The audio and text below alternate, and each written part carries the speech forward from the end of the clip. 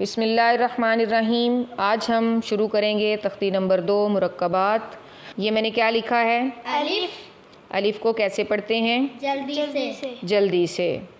दूसरा हर्फ पढ़ें। बा। बा के कितने नुक्ते हैं? एक। कहाँ होता है? नीचे। हाँ जी। ये तीसरा हर्फ क्या है? लाम। अच्छा, आपको ये मेरे हाथ में क्या नज़र आ रहा है? पेंसिल। ठीक है, ये पेंसिल है। अगर मैं इसको उल्टा कर दूं फिर आप इसे क्या कहेंगे? पेंसिल। ठीक है, अगर मैं इसको इस तरह से टेढ़ा कर दूं फिर भी ये पेंसिल ही रहेगी। तो बिल्कुल ऐसे ही ये जो अलिफ है, ठीक है, ये अभी तक आपने सीधा देखा है, आपने इसको अलिफ कहा।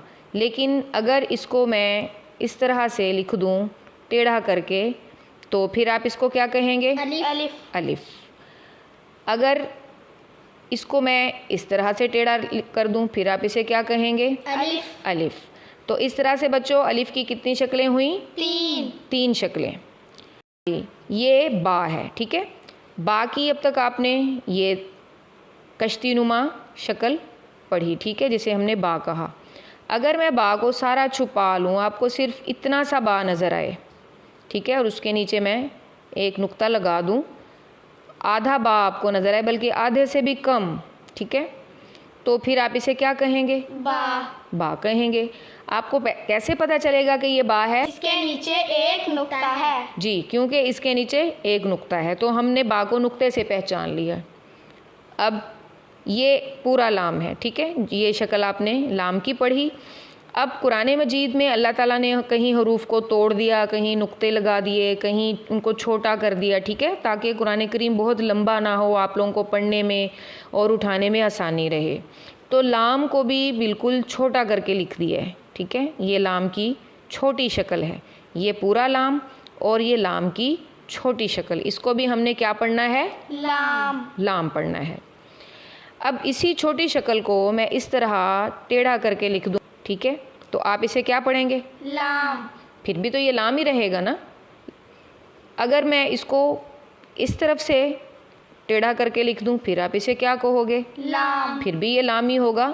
तो इस तरह से लाम की असल शक्ल के अलावा 3 शक्लें इसकी और हैं। एक इसकी असल शक्ल है बड़ी, ये भी इस्तेमाल होगी कहीं, और ये 3 शक्लें भी कुरान करीम में पढ़ते हुए इस्तेमाल होंगी। तो इस तरह से लाम की कितनी शक्लें हो गई? 3 शक्लें हो गई। हाँ जी। अब हम इसको कायदे में देखेंगे। तो ये मैंने क्या लिखा है सामने? अलिफ। ठीक हो गया। अब ये मैंने लाम की जो शक्ल बनाई है, ये लाम की कौन सी शक्ल है भला? पहली शक्ल है। ये मैंने ऐसे लिख दिया, इसको हम लाम पढ़ेंगे। अब इसके अंदर मैंने इस तरह से लिखा अलिफ को, आपने पहचान कर ली ना कि ये अलिफ है, लेकिन देखेंगे अलिफ की कौन सी शक्ल है? दूसरी शक्ल, ठीक है। अब हमने लाम और अलिफ को इकट्ठा लिख दिया है, और कायदे में भी ये एक ही खाने में इकट्ठे लिखे हुए हैं। 2 हरफों को हमने 2 हरूफ को मिला दिया है। अब हमने इनको इकट्ठे लिखा है, लिहाजा इनको एक सांस में इकट्ठे ही पढ़ा जाएगा, ठीक है। अब सामने देखिए दूसरा, ये मैंने लाम की कौन सी शक्ल लिखी है? दूसरी वाली, ठीक हो गया।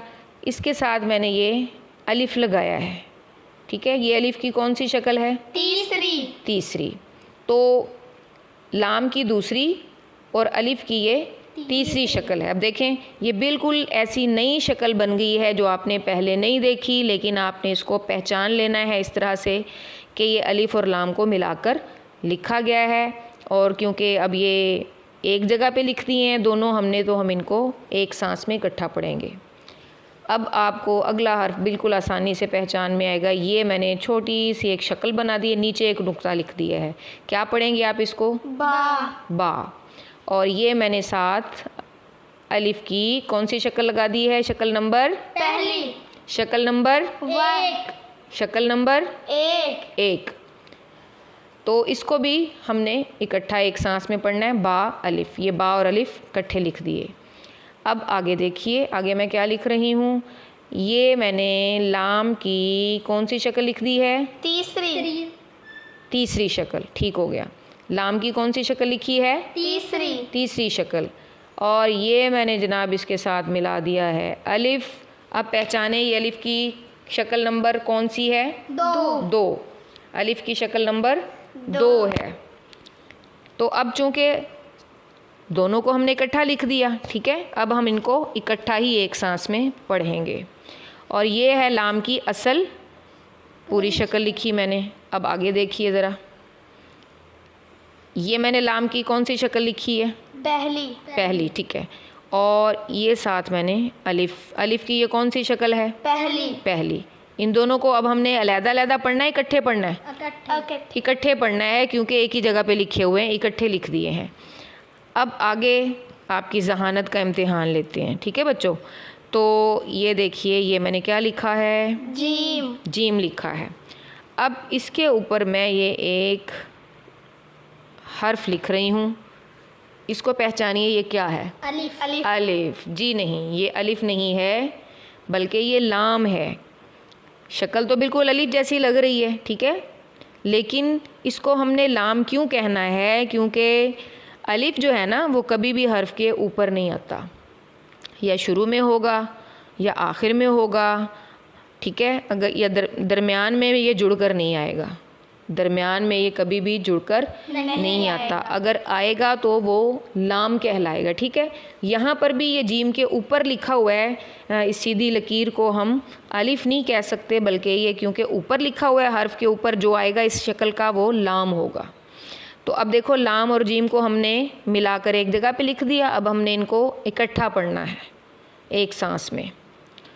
अब आगे देखिए, ये मैंने लाम की कौन सी शक्ल लिखी है? दूसरी। और ये अलिफ की कौन सी शक्ल है? तीसरी। यहाँ पर अलिफ की तीसरी और लाम की दूसरी शक्ल को मिलाकर लिखा गया है कायदे में, ठीक है। तो इसको हमने इकट्ठे पढ़ना है। अब आगे देखिए, ये मैंने एक छोटी सी शक्ल बनाई है, नीचे नुक्ता है, इसको आप क्या कहोगे? बा। अब दरमियान में मैंने ये लिख दिया है, ये लाम की कौन सी शक्ल है? पहली। आप इसको अलिफ तो नहीं कहेंगे? नहीं। क्यों भला? क्योंकि अलिफ कभी भी दरमियान में जुड़कर नहीं आता, इसलिए ये लाम है, इसको हमने अलिफ नहीं कहना। और इसके साथ हमने जोड़ दी है बा की असल पूरी शक्ल, ठीक है।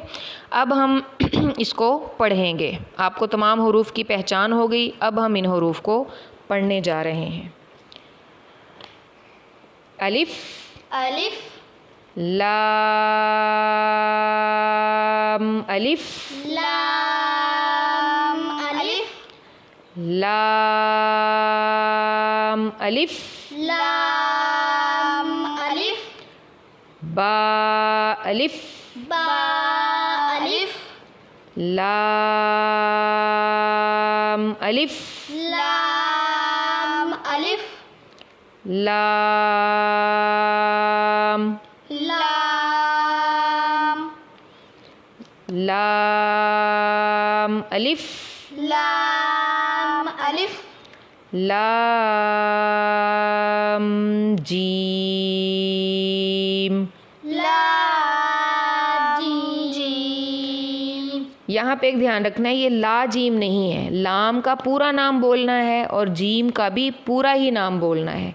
लाम का पूरा नाम, लाम का जो नाम है पूरा कब होगा? जब हम होंठों को आखिर में बंद कर लेंगे। अगर हम ला कह के जीम शुरू कर देंगे तो वो गलत होगा। लाम का पूरा नाम लेना है, आखिर में होंठों को बंद करना है, फिर जीम पढ़ना है। लाम, जीम,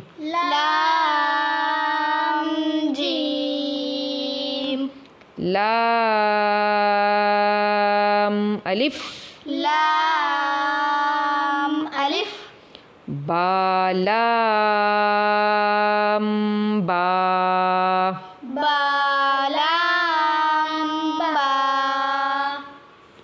आज का सबक मुकम्मल हुआ। मज़ीद वीडियोस देखने के लिए हमारे चैनल को लाइक और सब्सक्राइब करें।